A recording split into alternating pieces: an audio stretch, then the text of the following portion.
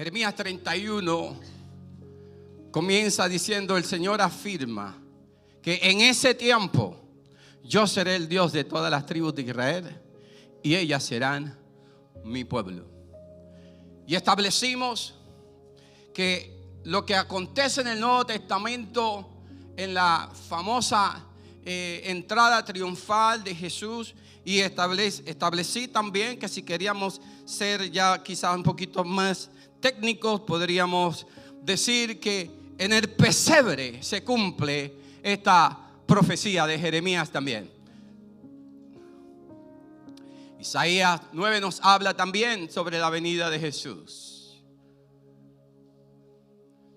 Jesús no vino para montar un show al mundo. Él vino con un propósito específico: para restaurar a la humanidad, para levantar al hombre y a la mujer caído, que ya nuestra condición caída se ha buscado normalizarse en nuestra sociedad contemporánea. Y hoy vamos a tratar un poquito sobre eso. Así que no me quiero enganchar mucho en Jeremías, para entonces darle continuidad a lo que ya empezamos. Y en esta mañana estaremos considerando una escena en donde el protagonista central es el Dios creador del universo y todo lo que en él hay. Él es el centro. Y para efecto de nuestra meditación, es importante que analicemos el mensaje de Dios y nuestra realidad presente desde la perspectiva del Creador y no desde la perspectiva del creado. Le voy a dejar esa ahí.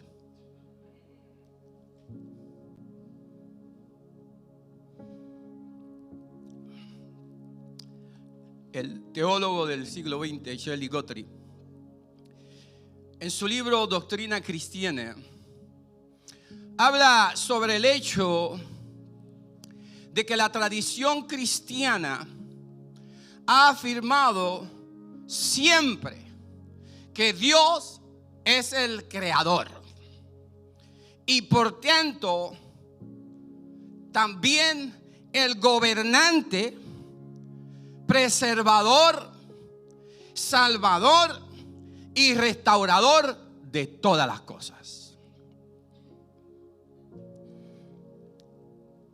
Es importante entender no solamente este mensaje, entender las escrituras, entender el mensaje que salen de muchos púlpitos, no de todos los púlpitos, de muchos púlpitos, desde la perspectiva de Dios, no desde la perspectiva humana. Nuestra única referencia con relación a quién es Dios es antropológica, es humana. Nosotros no podemos ni comprender qué es Dios. Por eso en las escrituras, tanto en los salmos como en los libros poéticos, el ser humano tiende a comparar a Dios con el firmamento, con las montañas, con las estrellas, porque es el único punto de referencia que nosotros tenemos, lo que podemos ver, lo que podemos observar.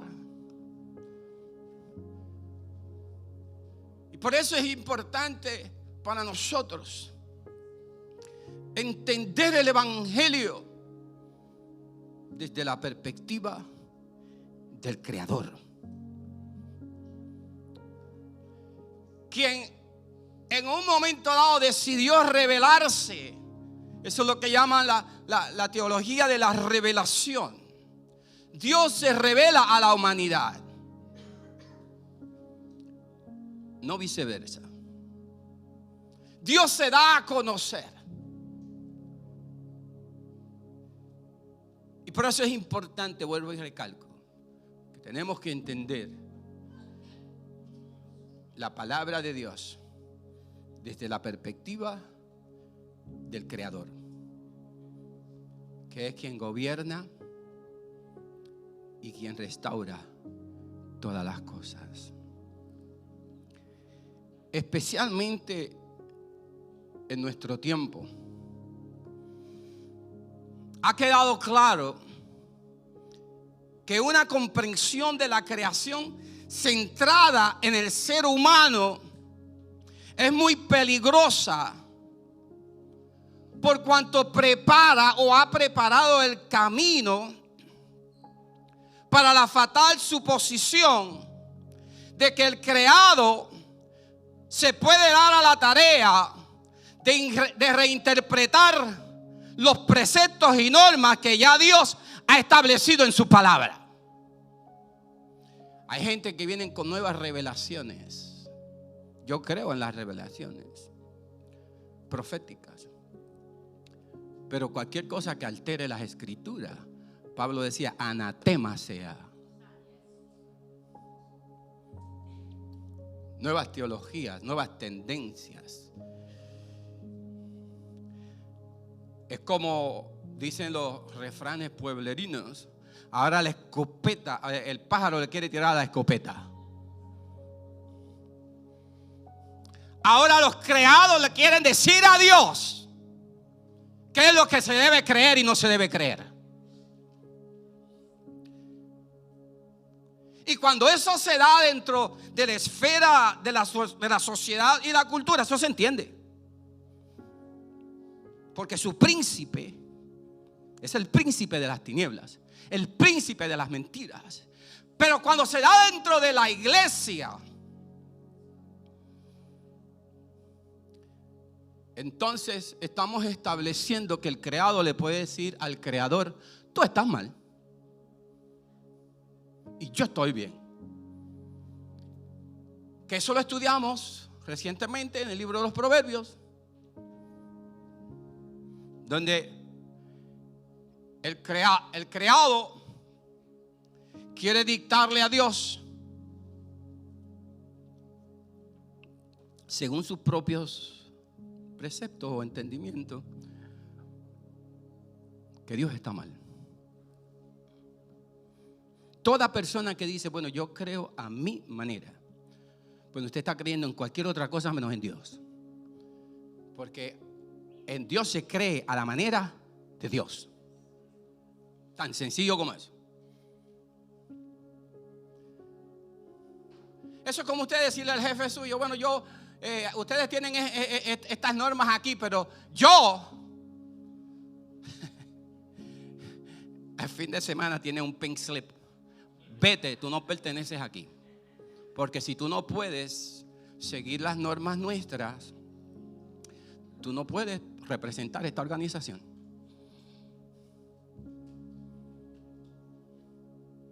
Lo mismo con la iglesia. Ya, yo no puedo creer a mi manera. Es a la manera de Dios.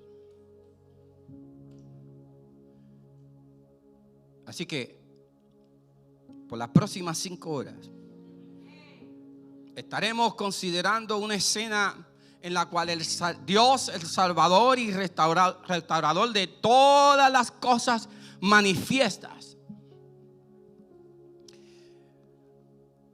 Él a ti y a mí manifiesta en la persona de Jesucristo su amor sin límites. Por ti, por mí y por todo aquel que quiere recibir su regalo de amor. Por eso la lectura de Juan 3:16 es muy importante, porque la lectura de Juan 3:16 habla de lo largo, de lo ancho, de lo profundo, de lo ilimitado que es el amor de Dios.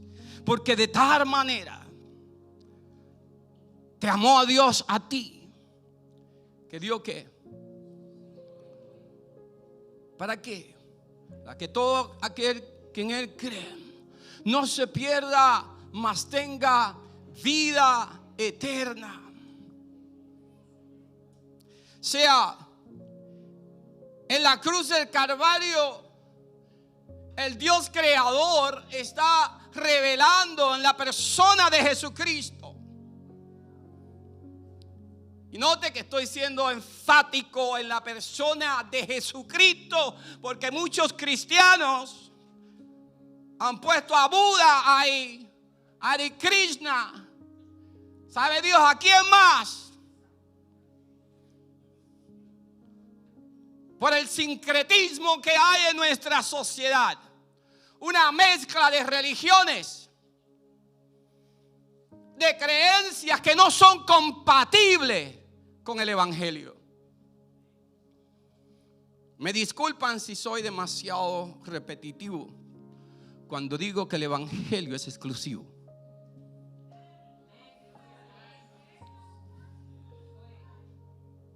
Nadie viene al Padre, dice Jesús, si no es por mí.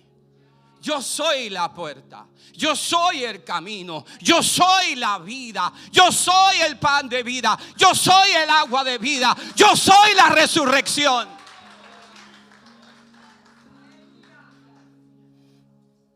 La iglesia hoy más que nunca tiene que tener en claro quién es el centro de la revelación del amor sin límite de Dios.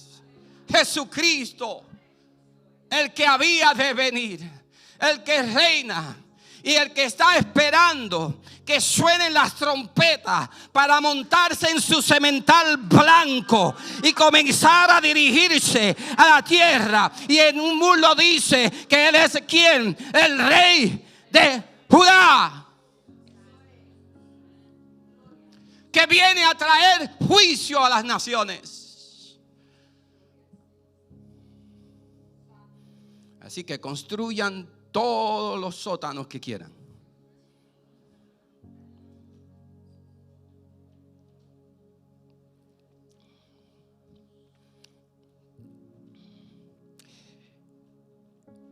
El amor sin límites de Dios.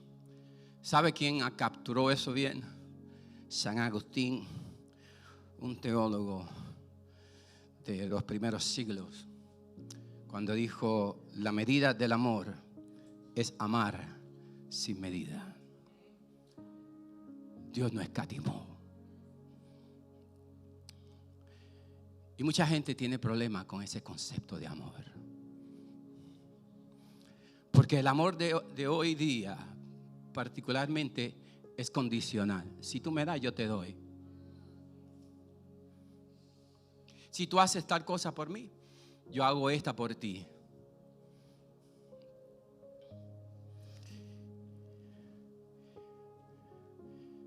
Me parece que fue la Madre Teresa quien dijo que Jesucristo dio hasta que le dolió en la cruz del Calvario.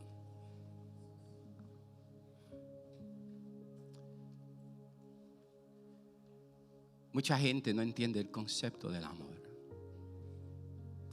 Y en gran medida la iglesia es responsable también por ello.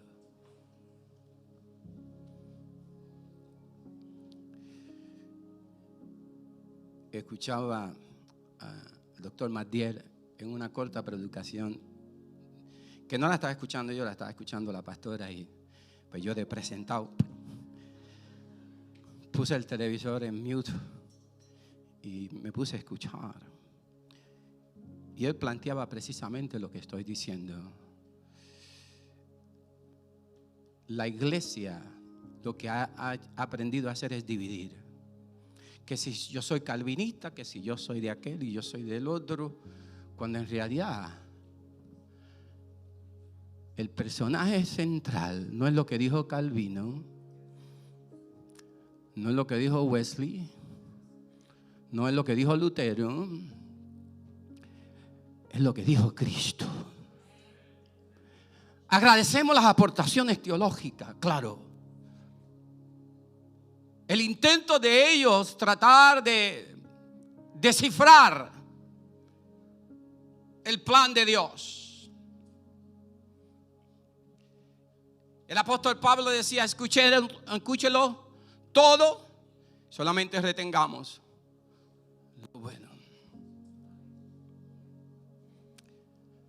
Pero el mundo tiene que aprender sobre el amor de Dios, particularmente en nuestra interacción con el mundo.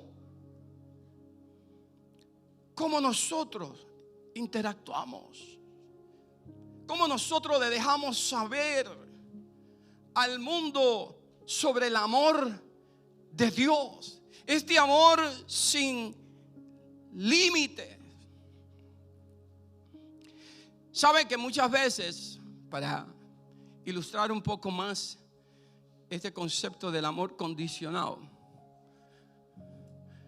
cuando estamos criando niños siempre decimos: si tú haces esto te doy aquello, ¿verdad? Si te portas bien, si sacas buenas notas, papá o mamá te va a llegar a tal o cual sitio, o te voy a dar tal o cual cosa.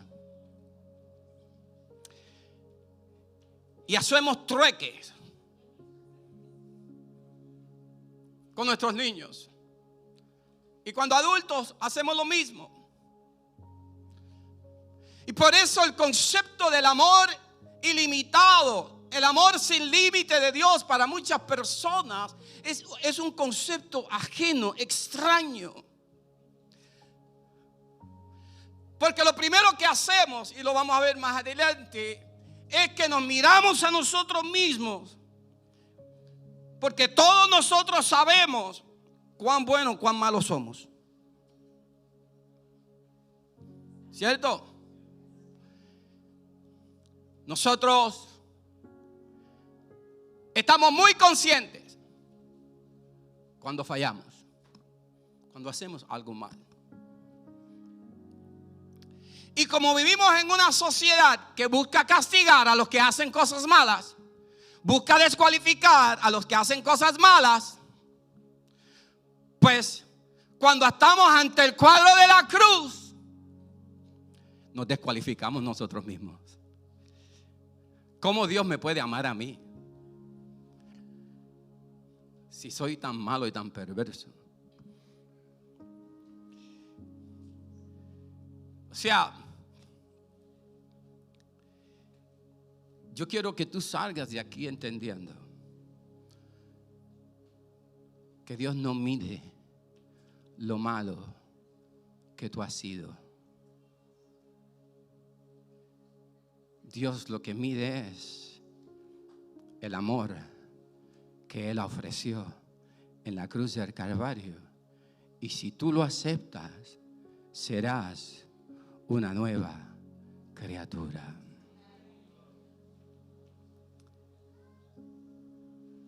A mí me gustan mucho los coritos viejos, por razón de que la mayor parte de los coritos y los himnos viejos hablan de la experiencia, particularmente del que lo escribió. Has cambiado mi lamento en baile de alegría.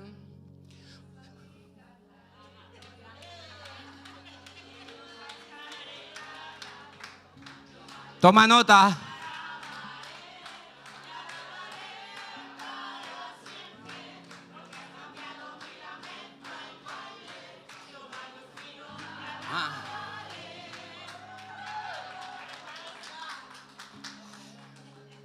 Hay un himno que en inglés se titula It Is Well.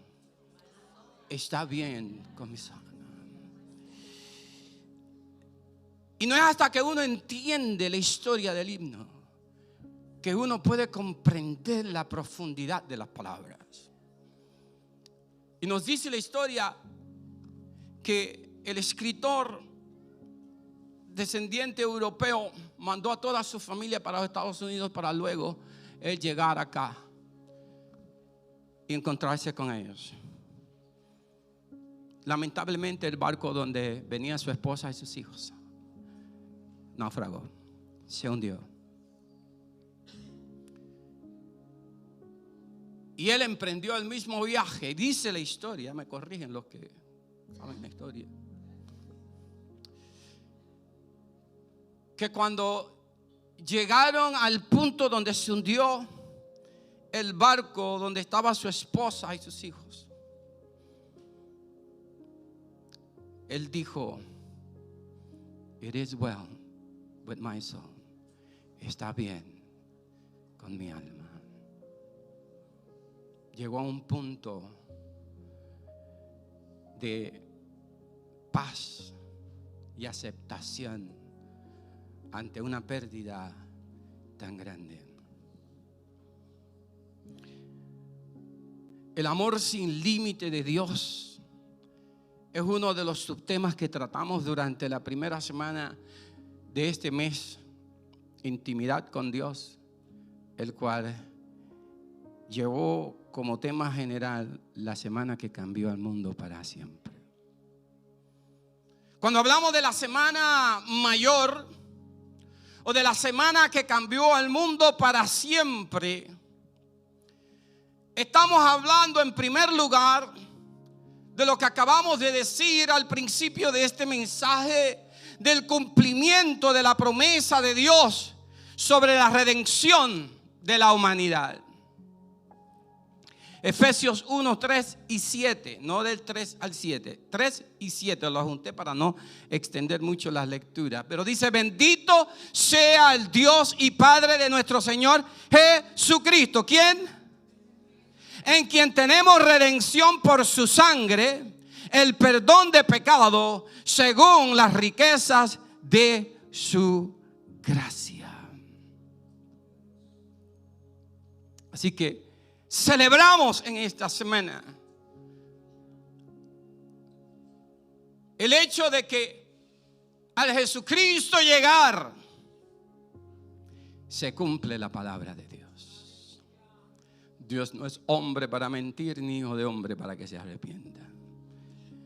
Eso lo dicen y lo afirman hasta aún los estudiosos, los eruditos seculares. ¿Ok? Ellos han seguido una secuencia de las profecías y las palabras de Dios. Y hasta el sol de hoy se han ido cumpliendo una por una. En segundo lugar, estamos hablando que para la iglesia de Cristo, la Semana Santa es un periodo de reflexión, recogimiento espiritual y sobre todo de gratitud a Dios por el gran regalo del perdón de nuestros pecados.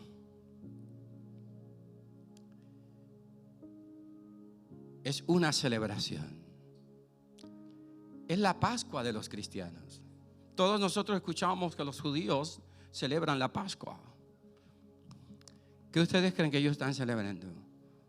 Una fiesta, porque tienen dinero, porque tienen esto. No, ellos están recordando el momento de la salvación de Dios, cuando Dios los libera del cautiverio de Egipto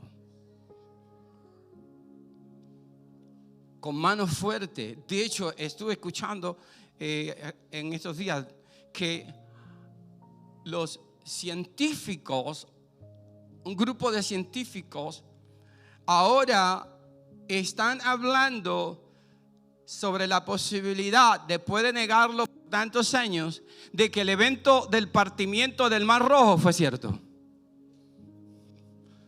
Porque tienen unos medios ahora de probar lo que está dentro del agua, que en un momento dado fue expuesto al aire. Y han encontrado cosas debajo del mar que hablan o dan fe de lo que la Biblia relata. Inclusive, ustedes me han escuchado decirlo, que algunos de los grandes fisicistas del mundo, que no creían ni en la luz eléctrica, que eran los grandes promotores del Big Bang, han tenido que conceder la idea de que el universo tiene un diseñador inteligente. O sea que no es el producto de una explosión, que es lo que nos han enseñado en las escuelas,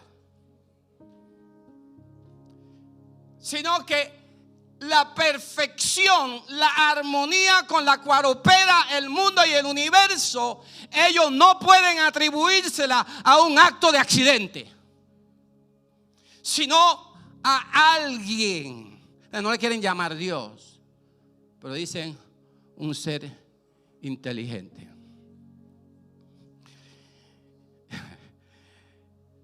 El corazón del ser humano a veces es tan duro.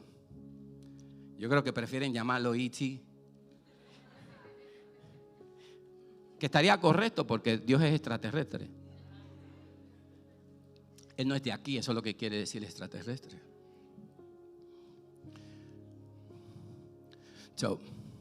¿Me están siguiendo? Estamos hablando de la semana que cambió al mundo para siempre. Si no, analícelo desde esta perspectiva. Pregúntele a los judíos qué año estamos. Ellos están por el año 5,000 y pico. En el nacimiento de Jesús se inicia un nuevo orden cronológico. Por eso usted, al leer libros y referencias, usted va a ver abreviaturas que dice antes de o después de. ¿Okay? Y la historia nos ha enseñado que de todos los movimientos que se han levantado desde la creación o desde antes de Cristo, el único movimiento que ha permanecido, que permanece y que Cristo mismo dijo que ni las puertas del infierno prevalecerán contra él, se llama la iglesia.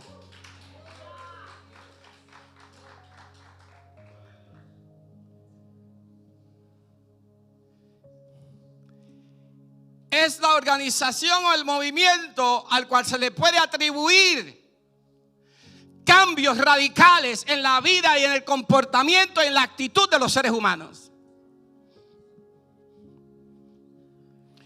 Volvemos a otro corito. Y las cosas que yo hacía ya no las hago más. Porque cuando Cristo llega al corazón del ser humano, hay una transformación. Hay un cambio que comienza a poner en nosotros el repudio por lo que antes hacíamos, que sabíamos que estaba mal. Hay personas que viven confundidos. Pastor, es que yo no sé si yo soy salvo o no. Pero te doy una fórmula. Si lo que tú hacías antes lo haces ahora y no te molesta, no te preocupa, no te da miedo, porque la cuestión es que no vamos a pecar, somos pecadores. Pero el verdadero hombre y mujer de Dios, el momento en que comete una infracción contra Dios, siente la convicción del Espíritu y comienza a mirar dónde está Dios. El que no, pues, que yo soy así.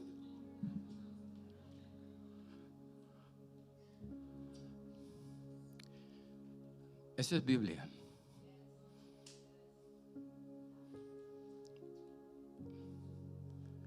Por eso nos dice que las escrituras fueron inspiradas por Dios. Entre muchas de las funciones, redarguir, traer convicción. ¡Wow! ¿Qué yo hice?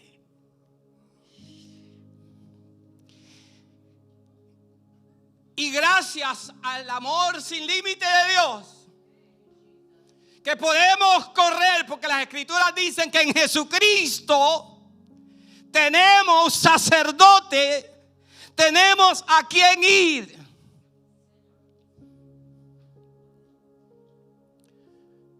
No quiero dar la impresión de que somos perfectos. Ninguno de nosotros somos perfectos.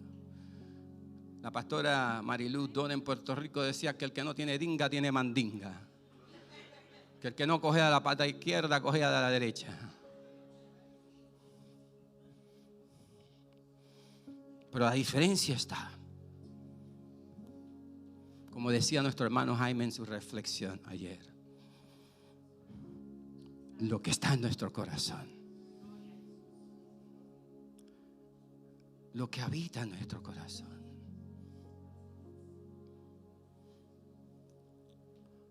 Así que Lucas 19, 36 al 38, se lo doy rapidito. Se lo dije que vamos a estar hasta las 5 de la tarde. Mientras Jesús avanzaba, la gente extendía sus mantos sobre el camino. Cuando se acercaba a la pendiente del monte de los olivos, todos los discípulos, llenos de alegría, comenzaron a alabar a Dios en alta voz y por todos los milagros que habían visto. Y decían: bendito sea el Rey que viene en el nombre del Señor. Paz en el cielo y gloria en las alturas. Dice que el texto, estaban llenos de ¿qué? De alegría. Si hay algo que nosotros debemos procurar, y esto es regalado, esto es para un paréntesis, es estar llenos de alegría.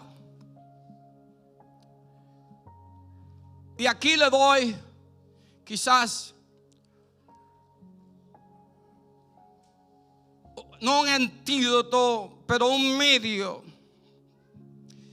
Hay muchos cristianos particularmente que viven frustrados, viven con una pesadumbre. Hermana, ¿cómo está? Ay, pastor, aquí.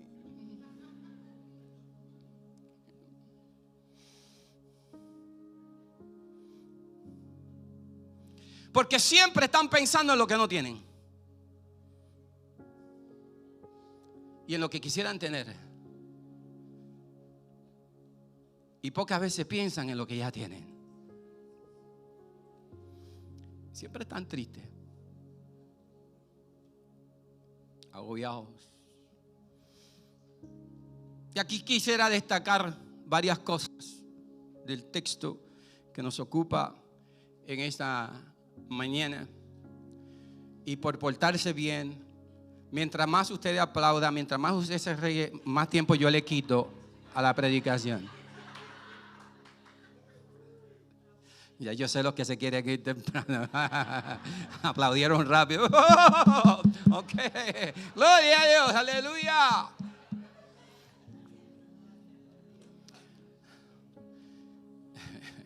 Mire, algunos de ustedes han llegado a unos tiempos de iglesia que realmente no se comparan a los tiempos nuestros.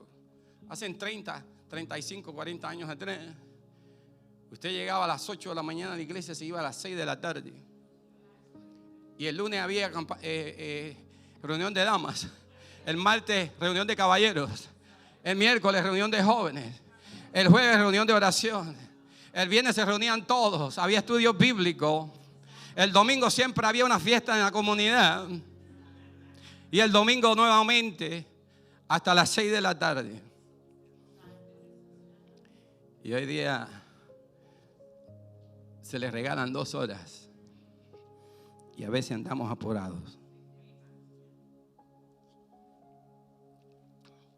Lo primero que quisiera destacar es que a estas alturas los discípulos ya habían sido advertidos de lo que ocurriría a Jesús en Jerusalén. Ya Jesús le había dicho lo que iba a pasar. Sin embargo, él se preparó para entrar a la ciudad de una manera poco común. montó un pollino y cabalgó desde Betfagé y Betania, que eran 2 aldeas hacia el este sobre el monte de los Olivos, bajando por la cuesta del monte hacia la ciudad. ¿Se acuerdan que en un momento Pedro dijo: Señor, no vayas para allá? Tenía las mejores intenciones Pedro. Y dice que la gente que había venido con él desde Galilea estalló en alabanzas a Dios por las obras poderosas que ya habían visto, y exaltó a Jesús como rey que venía para reinar. Oiga, si hay algo que debe ocurrir dentro del pueblo de Dios, es estallar en adoración y alabanza. Es llenar el corazón de gozo y alegría por estar en la casa de Dios. Hace unos cuantos viernes atrás estuvimos analizando la situación de David cuando andaba huyendo por el desierto. No sabemos si estaba huyendo de su hijo Absalón o estaba huyendo de Saúl, pero estaba en el desierto, listo para una guerra, para una pelea. ¿Y sabe dónde estaba el corazón de David? En el templo del Señor. ¿Cuánto quisiera estar yo en tu templo? Miraba a Jerusalén desde lejos, no podía llegar a la tienda.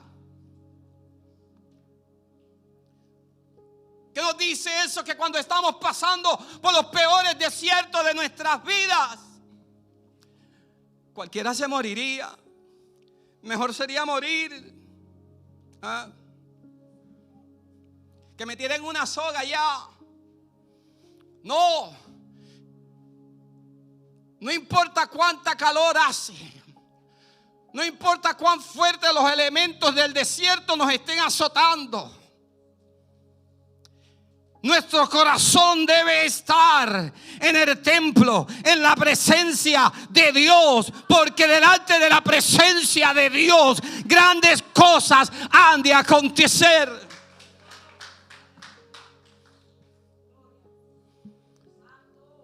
Anhelar. ¿Saben quién aprendió lo importante de la presencia de Dios en su vida? Moisés. Para el capítulo 33 de Éxodo, luego de la liberación de Egipto, luego de la manifestación de todas las plagas, luego de la manifestación de la apertura del Mar Rojo, Moisés estaba a punto de emprender su viaje, o de continuar su viaje. Y como los israelitas no se habían portado bien, Dios los quería exterminar. Y allá Moisés se embarcó en un viaje de oración. Le dije: Señor, no hagas eso, pues después se van a reír de nosotros. Nos sacaste de Egipto para matarnos aquí. Dile al que está a tu lado: tú vas a llegar a tu destino. No por tus fuerzas, no porque tú decidiste, sino porque ya Dios ha trazado un destino para ti. Dios tiene tu nueva Jerusalén. El diablo podrá decirte todo lo que quiera, pero ¿saben lo único que Moisés le dijo a Dios? Mira, brother, esta gente tan difícil, yo lo único que te pido es que me muestre tu gloria. Capítulo 33, versículo 18. Muéstrame tu gloria. O sea, déjame saber que tu presencia ha de caminar con nosotros. Porque cuando Dios, oiga bien, nosotros muchas veces nos hemos hecho de la idea que Dios camina detrás de nosotros. Dios camina frente a ti, abriendo camino, rompiendo montañas. O sea, Él es el que abre. Si somos nosotros los que vamos adelante, Señor, pero mira esa piedra que está ahí, ¿qué va a hacer? El Señor la remueve antes de que tú digas nada. Como poderoso gigante. Lo otro que quiero destacar para ir aterrizando,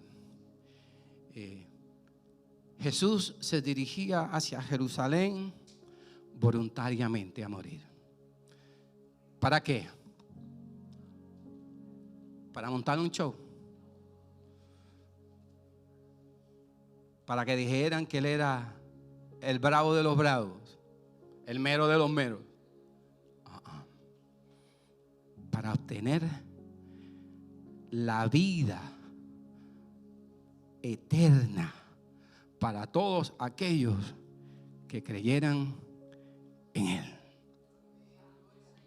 La fórmula es sencilla. Creer.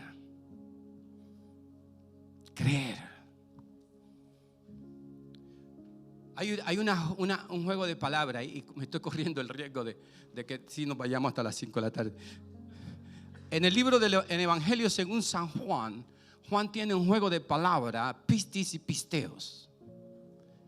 Pistis es fe. O sea, la confianza que usted deposita en alguien. Pisteos, creer. Fe en creer. Pero luego él tira una palabra que se llama ginosco, que quiere decir conocer. Hay que conocer a Cristo, creer en Él. Por ejemplo, llega un personaje nuevo a tu vida, en tu trabajo, alguien, y tú lo miras de arriba abajo, lo escaneas. Y si no te inspira mucha confianza, ¿qué hacemos? Hacemos distancia. Pero según lo vamos conociendo, conozco. ¿Tú crees que tú me puedes hacer un favorcito?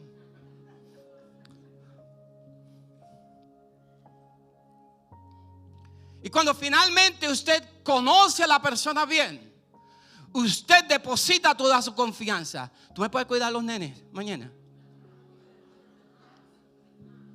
¿Ah? Porque nosotros no le vamos a soltar los nenes a todo el mundo, solamente a alguien. Y Juan usa ese juego de palabras, ginosco, pistis y pisteos. Para tener fe en Cristo necesitas conocerlo. Conócelo. Así que este es el gran acto del amor sin límite de Dios para con una humanidad fragmentada y quebrantada por el poder del pecado. Así que me permito decir lo siguiente. Porque el pecado se ha normalizado en nuestra sociedad. Por lo tanto, mucha gente no se ve como pecadores. ¿Es normal? Entendamos que los actos de amor, sean grandes o pequeños, cambian el color de todas las cosas. Cuando alguien hace algo movido por amor, las cosas cambian de matiz, las cosas cambian de color, las cosas cambian de tono. Por ejemplo, cuando yo trabajaba en la escuela con niños de kindergarten, al llegar el día de las madres o el día de los padres, los niños preparaban muchos regalitos para sus padres que consistían en pequeñas manualidades. De hecho, mi nieta hoy llegó a casa con un corazoncito que ella misma lo cortó y lo pintó con Magimar, que me dijo: abuelo, this is for you. ¿Cómo uno recibe esos regalos?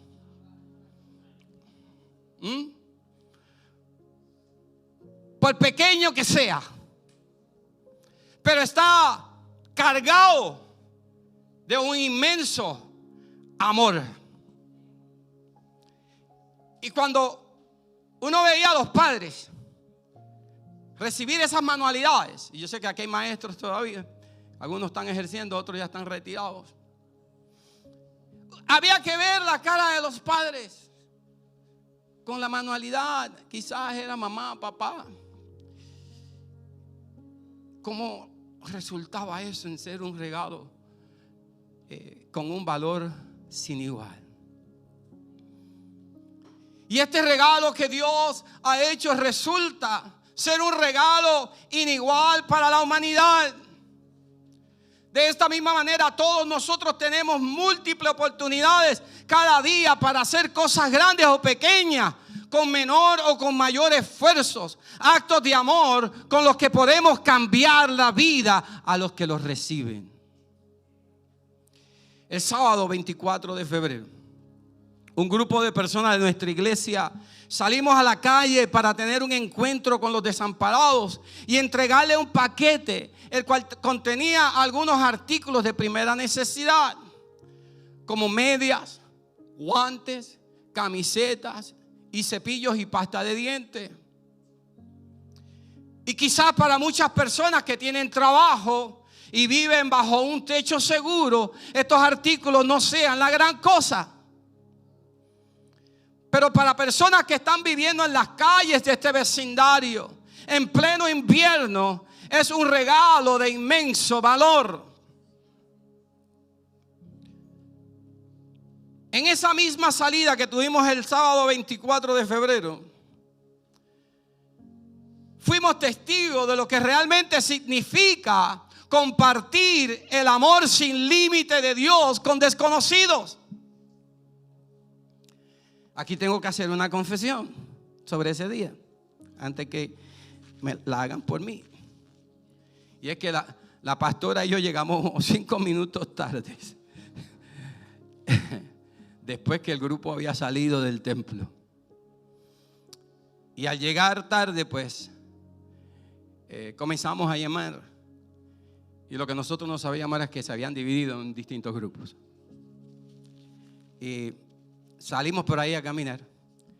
Y finalmente nos encontramos con José Cisnero y Mayra. Y cada vez que se entregaba un paquete a alguien, José le preguntaba si podía orar con él o con ella. Y lo primero que José hacía con cada individuo era la oración de profesión de fe. Y la oración decía así. Y lo tuve que llamar hace 2 semanas para confirmar. Padre, en este momento abro mi corazón a ti. Te pido perdón por mis pecados y mis iniquidades. Límpiame de mis maldades y escribe mi nombre en el libro de la vida y no lo borres jamás. Ayúdame a permanecer en tus caminos y conocerte cada día más. Gracias por la salvación y la vida eterna que me has dado en este día. Esa era la oración que José lo ponía a hacer. Luego de un rato, por alguna razón, José sintió la necesidad de explicarnos por qué él hacía lo que hacía.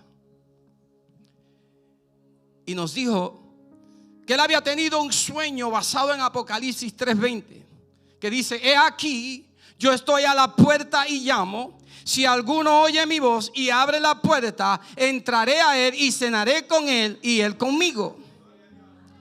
Y él dice que en el sueño Dios le dio instrucciones a que los invitara siempre a abrir la puerta de sus corazones y dejara que el Espíritu Santo se encargara de lo demás. Eso es compartir el amor sin límite de Dios, que salva a una humanidad perdida, a una humanidad caída. Eso es confiar que es Dios quien opera en el corazón de los seres humanos. Nosotros tiramos la semilla, el Espíritu da el crecimiento. Entendamos que siempre los actos de amor, por pequeños que sean, cambian el tono o la matiz a todas las cosas y llenan de sentido y valor a la vida que los reciben. Hace muchos años. Me quitaron el reloj para que no esté pendiente. Qué bueno.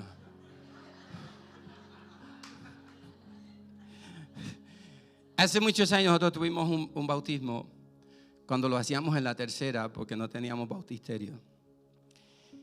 Y luego de ese bautismo estoy yo sentado, cuando digo luego, un par de días después, estoy sentado en mi oficina y me entra una llamada al teléfono de la oficina. Y la persona que me dice: pastor, mi nombre es fulano, usted a mí no me conoce, pero yo estuve en los bautismos el domingo porque mi novia fue una de las bautizadas. Y yo quiero que usted sepa que lo que usted dijo allí tocó mi corazón. Y yo quiero lo mismo, pero yo tengo algo que hacer primero. Y yo le digo: ¿dónde tú estás? Me dijo: estoy frente al edificio de su iglesia. Y le digo: ¿quieres subir? Me dijo: sí. Bajé, le abrí la puerta, nos fuimos a la oficina. Y él subió con su bandana roja de los Bloods. Y me dijo: pastor, aquí está mi bandana. Mi revólver lo tiré al río.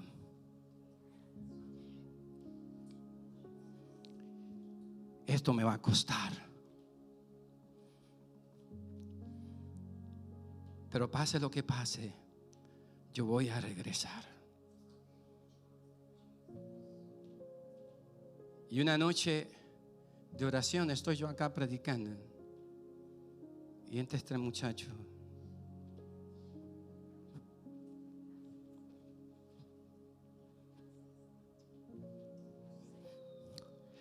Toda la cara hinchada, todo golpeado. Y me dijo: pastor, I did it. Me salí. Y desde entonces comenzó a asistir a la iglesia. No se perdía un culto hasta que de repente se nos desapareció. Y fue que se mudaron.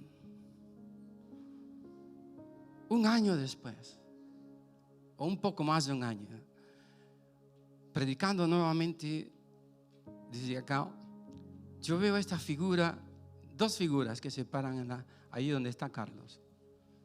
Estoy tratando de identificar a la persona. No lo reconozco. Y él se dio cuenta que yo no lo reconocía. Se reía. Finalmente terminé la prédica y, como siempre, pasé a la parte de atrás. Y cuando lo veo, me da una sonrisa.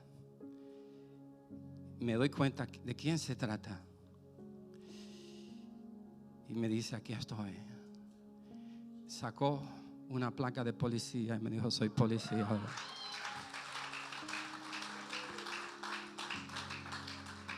Andaba con su compañero. Un gesto de amor. Salirnos del camino,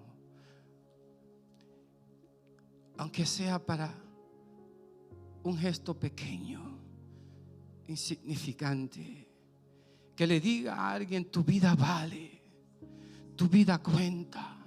Por eso Cristo murió en la cruz del Calvario por ti. Y Él lo creyó. Yo no me estoy dando crédito por eso, porque yo no lo puedo hacer. El crédito lo tiene Él que creyó. Su vida cambió. La llegada de Jesús a este mundo revela el amor sin límite de Dios, que salva al ser humano del pecado y de la muerte eterna. No, me estoy viendo tentado. Sí, póngame en la hora, por favor. Tengo ese espíritu de hora. Son las 15. Miguel va a decir: oye, pero ¿te peina o te hace rolo? Hay muchas maneras de mirar la pasión de Jesús. Y quizás muchas veces hemos hecho de esta pasión un espejo para mirar nuestras propias culpas por comisión o sea, las cosas malas que hemos hecho. Entiendo que estamos entrando en la época en donde muchos toman conciencia de sus malas conductas y de lo lejos que se encuentran de Dios. Sin embargo, la pasión de Cristo nos pone también frente a la realidad de nuestras culpas personales de omisión, de lo que no hacemos.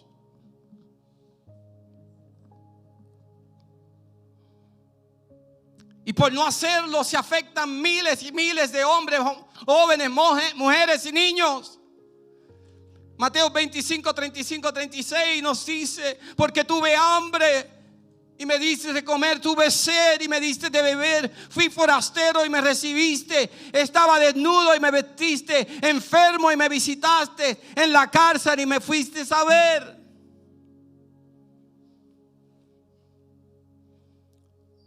¿Para qué existe la iglesia? Ya no cometemos adulterio, espero que no. Fornicación, espero que no. Ya no robamos, espero que no. Pero el texto nos pone también ante una realidad del pecado de omisión. Nos pone ante la realidad del silencio frente a la innumerable cantidad de personas inocentes que han sufrido y han muerto por la avaricia y caprichos de los económica y políticamente más poderosos. Nada de lo que ocurre en nuestro alrededor es pura coincidencia. Son cálculos de los que tienen poder político y económico. En este país, los poderosos, ¿saben? Hay una cita de uno de los Rockefeller. Dijo, y esto lo estaba escuchando dentro del contexto de alguien que no estoy 100% de acuerdo con su postura, pero hace sentido. Él dice: ¿para qué ir a la escuela? ¿Para qué? Si en la escuela lo que nos van a enseñar es a ser empleados y no jefes. Quien fundó el departamento de educación fue uno de los Rockefeller, y él dijo: yo no estoy en este mundo para crear entrepreneurs, emprendedores. Yo estoy para crear empleados.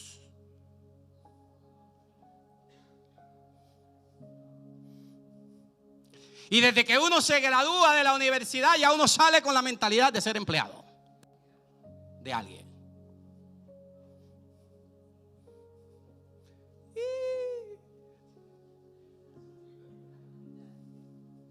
Voy a ser empleado de fulano, que no tiene nada de malo. No. Ese es el modelo que tenemos y hemos heredado. Y gloria a Dios por los que tienen trabajo. Al punto donde estoy queriendo llegar es que los poderosos se la han ingeniado. Y no me hagan hablar de la industria farmacéutica, que nos tienen enfermos y nos dan una pastilla para arreglar, ¿no? Y con esa nos fastidian otra cosa. Una de las empresas más poderosas del mundo, cuando a sabiendas saben lo que están haciendo. ¿Dónde está la voz profética de la iglesia? Esto también nos pone ante la realidad del silencio, en no denunciar las injusticias que se cometen día tras día contra nuestra gente por las estructuras de poder. El racismo es algo muy real. El prejuicio es algo muy real. Y nos tienen alineados otra vez las estructuras de poder. Y nos tienen alineados como los patitos, ¿no? Y cuando te sales de línea, they come after you. De hecho, hoy día es un gran pecado tener criterio propio. Pensar por ti mismo. Tú tienes que pensar como te dicen ellos que debe pensar. Y si te atreves a tener criterio propio y publicarlo, te cancelan. Te cancelan tu YouTube, tu Instagram, tu Twitter, TikTok. Porque tienes criterio. No nos gusta que tú pienses por ti solo. Y la iglesia ha pecado en ese sentido.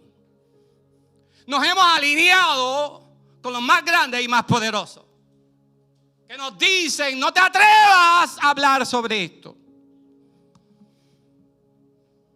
Nos pone ante la realidad del silencio frente a la violencia juvenil en las calles de nuestra ciudad, en donde nuestros jóvenes se están matando vilmente. Hay una nueva modalidad.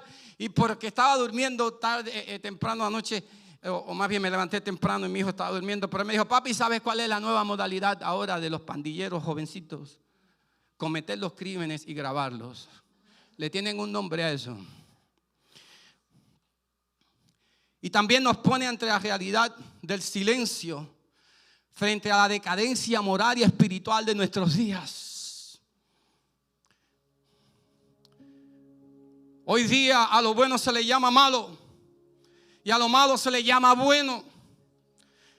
El diablo ha cambiado el nombre del pecado para hacer el pecado más aceptable.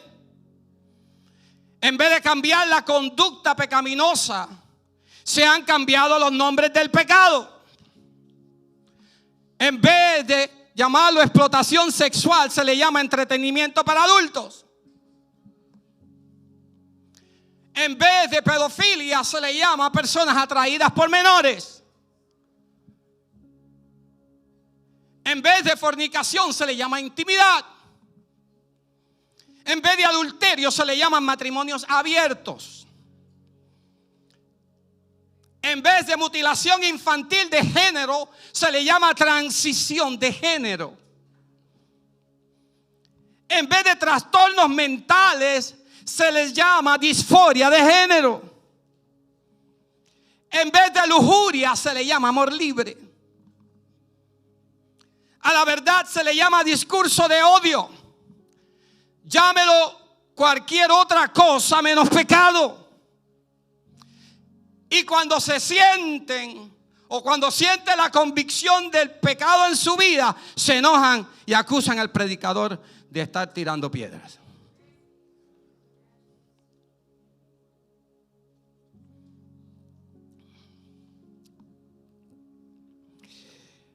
Podríamos agregar más a la lista, pero todas las culpas y todos los pecados que pongamos en la lista no alcanzan para darnos un acceso suficiente para que podamos comprender el amor sin límite de Dios, manifestado en el sufrimiento de su Hijo amado. En esencia, podríamos entender el amor sin límite de Dios como el antídoto contra todos los pecados y sufrimientos de la humanidad, que solo puede asumir sobre sus espaldas alguien que es conforme al corazón de Dios, alguien como Jesús, dispuesto a sufrir sin medida para alcanzar nuestra salvación. Podríamos mirar al sufrimiento de Cristo como el mayor acto de heroísmo que alguien puede hacer. El ejemplo supremo de alguien que está dispuesto a todo para alcanzar un resultado. En este caso, nuestra salvación, por la que Jesús da su vida en la cruz. El sufrimiento de Cristo es un espejo de nuestros pecados. Es un resumen y una imagen de los sufrimientos de la humanidad. Es también el mayor acto de heroísmo que se puede imaginar, más que el de Rambo, que lo estaba viendo anoche. I don't get tired of those movies. They drew the first blood.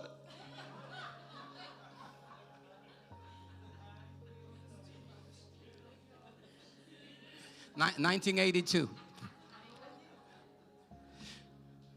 Sin embargo, no es solo eso, es mucho más. La pasión de Cristo es la gran demostración del amor sin límite de Dios. Y con esto termino. Que nos salva, que nos restaura, que nos rescata, que nos reconcilia con Dios.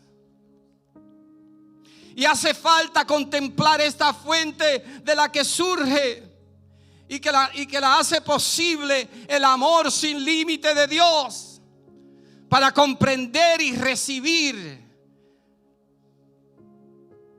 el regalo del perdón de nuestros pecados, que solamente lo podemos hallar en Cristo. Grupo de adoración, si es que estamos preparados para eso.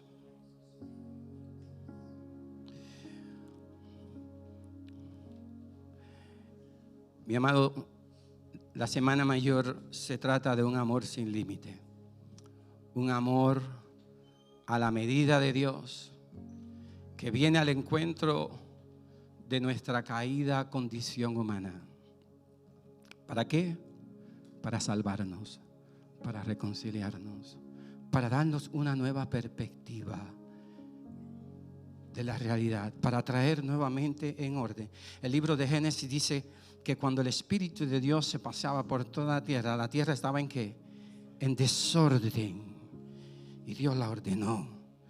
Pero luego de la caída del ser humano, el mundo y la condición del corazón del hombre, del ser humano, está en desorden. Y hoy día, más que nunca, el pecado se está haciendo aceptable, porque le hemos cambiado el nombre. Nos ponemos de pie.